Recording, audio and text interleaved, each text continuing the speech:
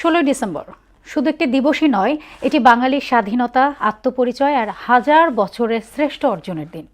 বিশাল আকাশে ডানা মেলে উড়বার দিন।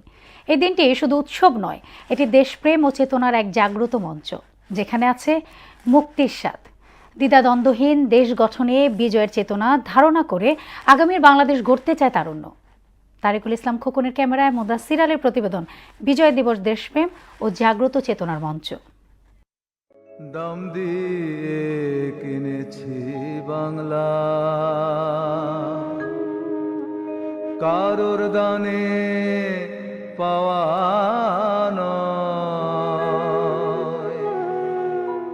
1971 সালের এই দিনে তৎকালীন রেসকোর্স ময়দানে আত্মসমর্পণের দলিলে স্বাক্ষর করেছিল পাকিস্তানি বাহিনী। সেই মুহূর্তটি বাঙালির আবেগ, বাঁধভাঙা উল্লাস।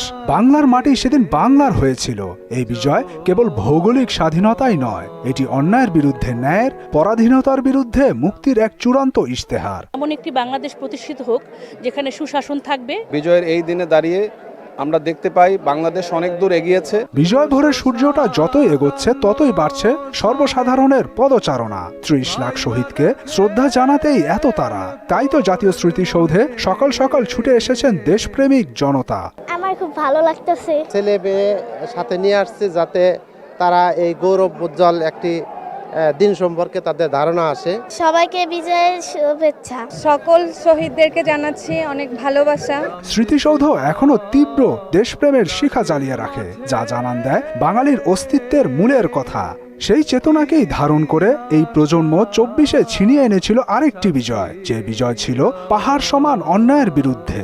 আগামীতে আমাদের চাওয়াটা আমরা স্বাধীনভাবে যেন চলতে পারি। বিজয় দিবস উপলক্ষে আমার চাওয়া থাকবে আগামী সরকার যেন ভালো হয়। আমরা হারব না। এখন সময় তারুণ্যের। আজকের তরুণ প্রজন্ম এই বিজয়ের চেতনাকে ধারণ করে এক নতুন বাংলাদেশের স্বপ্ন দেখছে। তাদের চোখে ভবিষ্যতের ঝলক, যেখানে থাকবে না কোনো বিভেদ, থাকবে শুধু সমৃদ্ধি আর সাম্য। সুষ্ঠু একটা নির্বাচন হলে, ভালো একটা দল আসলে বাংলাদেশে যেন বৈষম্য যাতে না হয়। বাংলাদেশটা সুন্দরভাবে চলুক, জনগণ ভালোভাবে চলুক, পরিপূর্ণ বাংলাদেশ হিসেবে আমি দেখতে চাই। বিজয়ের এই শুভক্ষণে মুক্তিযুদ্ধের চেতনায় দেশ গড়তে বলার মতো একটি নির্বাচন চান অনেকেই, যে নির্বাচন ব্যবস্থায় কোনো ফ্যাসিস্ট হয়ে ওঠার সুযোগ নেই। বিজয়ের এই দিনটি শুধু ক্যালেন্ডারের একটি তারিখ নয়, এটি বাঙালি জাতির সত্তা, শেকড় ও আত্মপরিচয়ের একটি দিন। আজ থেকে 54 বছর আগে সশস্ত্র লড়াইয়ের মাধ্যমে জন্ম নেয় স্বাধীন সার্বভৌম বাংলাদেশ। সময়ের স্রোতে আত্মপরিচয়ের ইতিহাস ও চেতনা যেন শুধু বইয়ের পাতাতেই সীমাবদ্ধ না থাকে, সে প্রত্যাশা সবার।